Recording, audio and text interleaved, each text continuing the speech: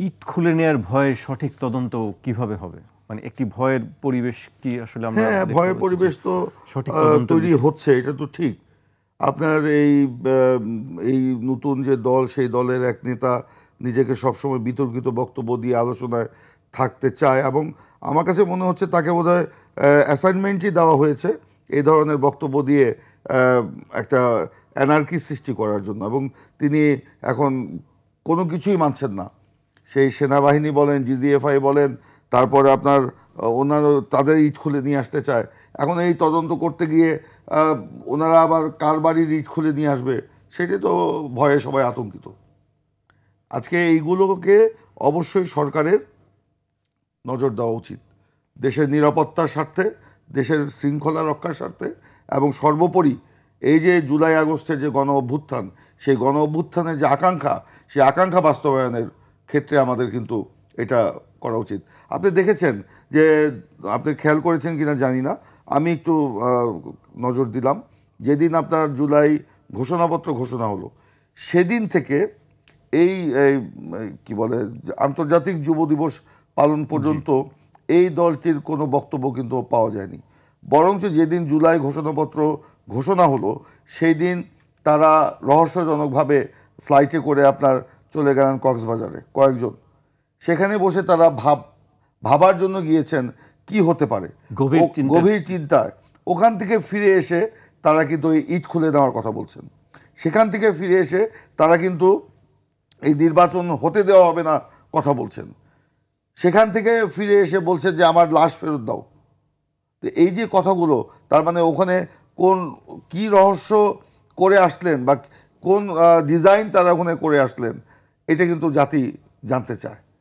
আজকে সেই দিকে কিন্তু আমরা নজর রাখছি। তারপরেও আমার দৃঢ় বিশ্বাস এদেশের জনগণ এ ব্যাপারে খুবই সচেতন আছে, ঐক্যবদ্ধ আছে।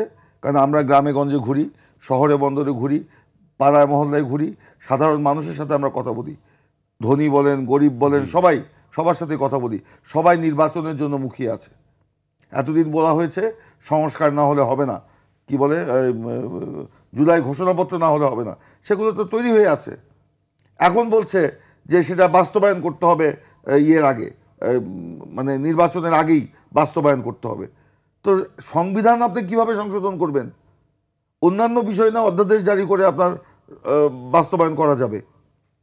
এগুলো আসলে দেশে একটা মানে অ্যানার্কি সৃষ্টির একটা পথ। তারপরেও আমি বলবো তাদের সকলেরই শুভবুদ্ধির উদয় হবে, এবং সরকারের প্রতি আস্থা রেখেই আমরা নির্বাচনের দিকে যাত্রা শুরু করেছি। সমগ্র দেশ আজকাল নির্বাচনমুখী হয়ে উঠছে। এই অ্যানার্কি কি আসলে নির্বাচনের পরিবেশকে প্রশ্নবিদ্ধ করার জন্য, যে আসলে পরিবেশ নেই তাই অনেক রকম কথা আছে। এই নির্বাচনকে প্রশ্নবিদ্ধ করা, নির্বাচনের আগের পরিবেশকে প্রশ্নবিদ্ধ করা, এবং আগের থেকে একটা অবস্থান তৈরি। আমি তোকে বললাম না যে একটা ভোট কেন্দ্র, ধর নির্বাচনে সবাই আমরা অংশগ্রহণ করছি, একটা ভোট কেন্দ্রে দেখা গেল যে সেখানে বিএনপি পেলো আপনার 70% ভোট কাস্টিং ভোটের, তারপরে অন্যরা পেলো আপনার সবাই মিলে পেলো আপনার 30%। তখন যদি কেউ বলে এখানে তো লেভেল প্লেইং ফিল্ড ছিল না, এখানে বিএনপির আধিপত্য ছিল, বিএনপি দখল করে নিয়েছিল কেন্দ্র, এটা বললে মানে এই কথাগুলো যদি আগে বলা যায়, তাহলে ওই ন্যারেটিভটা তখন দাঁড় করানো যাবে সেই সময় নির্বাচনের দিন বা পরে। এটাও হতে পারে। তো এগুলো যাই হোক, জনগণ সচেতন, কিন্তু জনগণ সবই জানে, সবই বুঝে, আপনারাও বুঝেন। আপনাদেরকেও তো সে ব্যাপারে এগিয়ে আসতে হবে, আমাদেরকে সবাইকে এগিয়ে আসতে হবে। তারপর তাদেরকে বলবো এইসব কথা না বলে আসুন, আমরা হাঁসের মাংসও যেতে চাই না, ওয়েস্ট ইন্ডিজও যেতে চাই না, আমরা গ্রামে যেতে চাই।